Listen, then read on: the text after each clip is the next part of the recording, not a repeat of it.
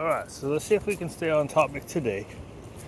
And we're going to talk about separation anxiety and anxieties in general in dogs.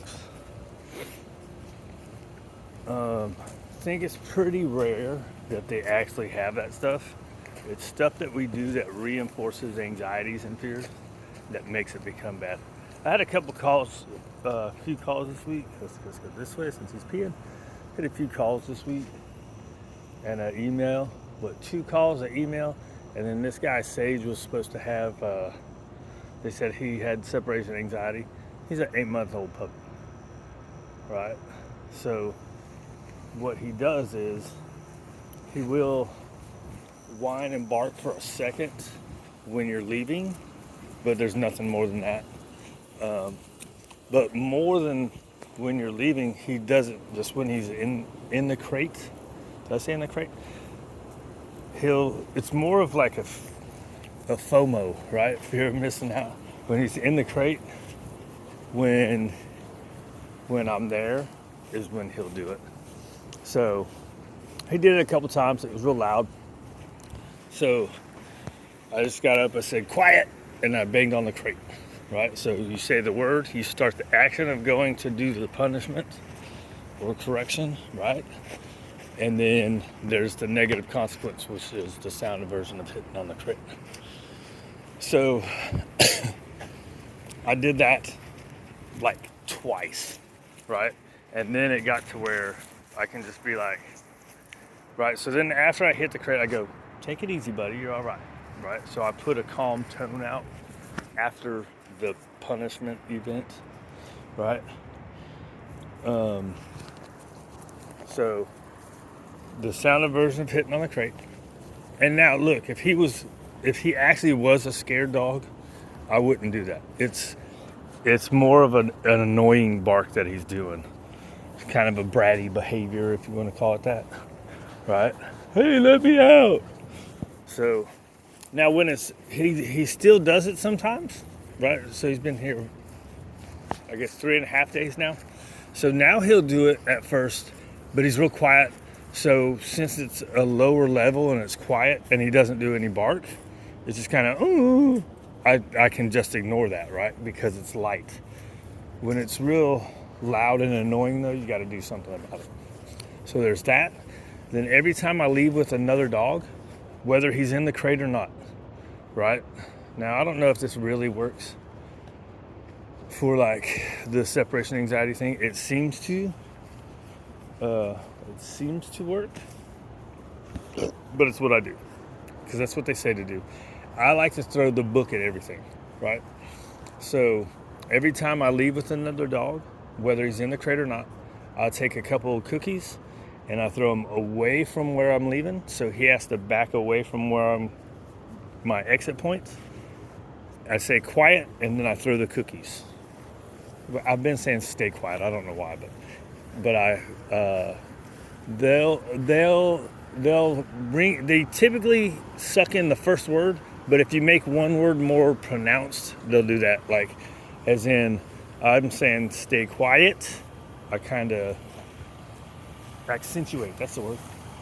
I kind of accentuate the quiet part, and I really should just be saying quiet. But anyways, I say stay quiet, and I throw 5 or 6. Hey. Yeah. He tried to roll and poop yesterday.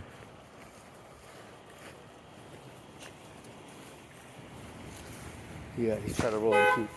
No rolling. Oh, dude, you need a shower now. Dang it. Come on. Come on. Good boy. Yeah, I'm going to have to give him a quick little on the shoulder bath. Butthead. So where was I? Right. So there, it's doing 2 things. It's conditioning in the command, right? It's conditioning in the word quiet, and it's also counter conditioning any kind of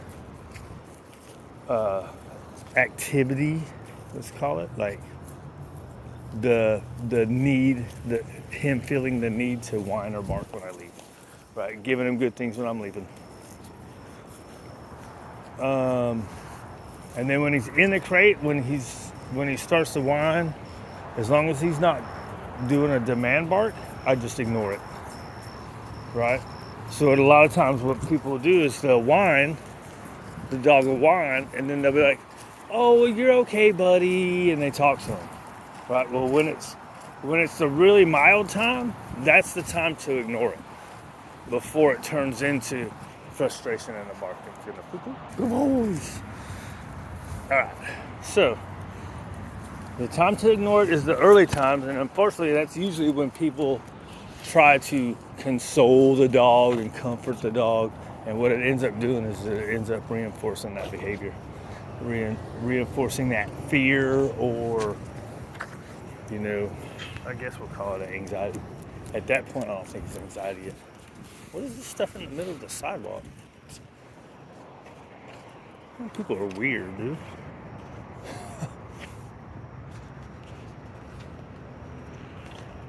What's up with that?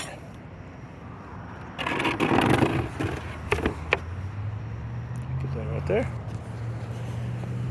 Right? So ignore your dog. A lot of times, another way that starts happening is when you first come in and you're all excited. Yeah, that's my buddies. Right?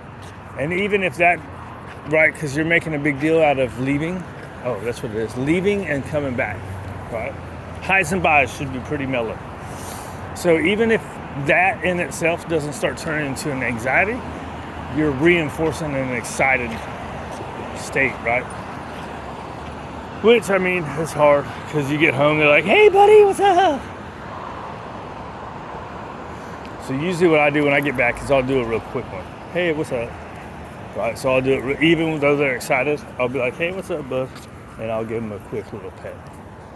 So that way it fulfills that without making it a big, exciting event. What else? Oh, and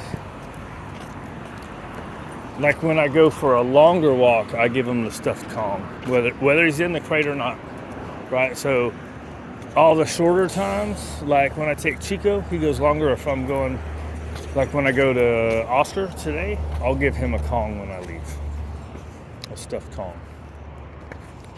So he's getting cookies every time I leave, even if it's only like 20 to 30 minutes. And then when I leave for an hour or more, he gets a stuffed Kong. And already, like this morning when I went out with Raider goes first, it's like super, super light. So the first day, it was really loud, right? Just when he was in there. And then when I was leaving, he'd do it for a second. Like I heard him, "This way." Good boy. He's a good boy. I would hear him all the way till I got to the gate, right? And then on the second full day, so he came Sunday morning. So that was the kind of bad day. I gotta get him close because he likes everybody. Over here, buddy. Good boy, come on. Yay, good boy. Hello. Good boy. He likes to want to go up to everybody. Don't you, Sage? So where was I? So the first day was really loud. That was the day I didn't have to bang on the crate after the first day.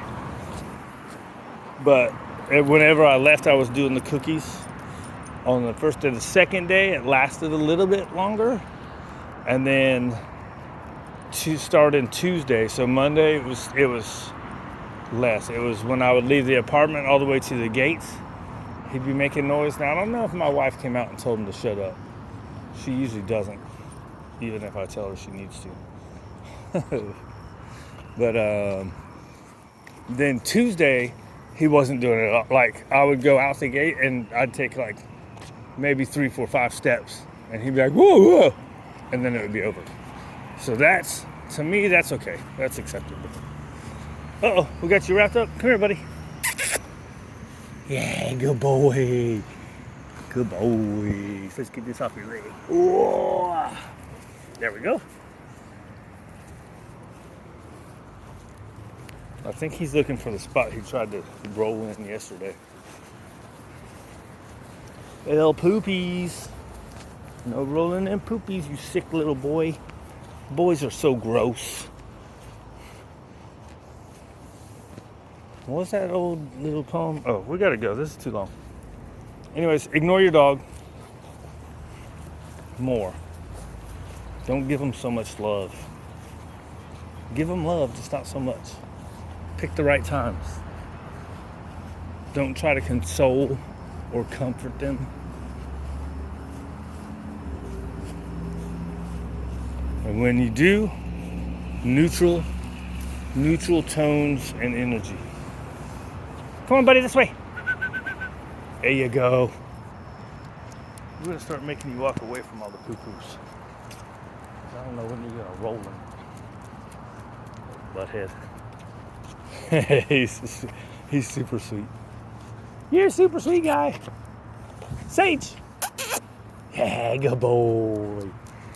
Good job. Do you smell? Are you stinky? Oh, yeah, you're stinky. Oh.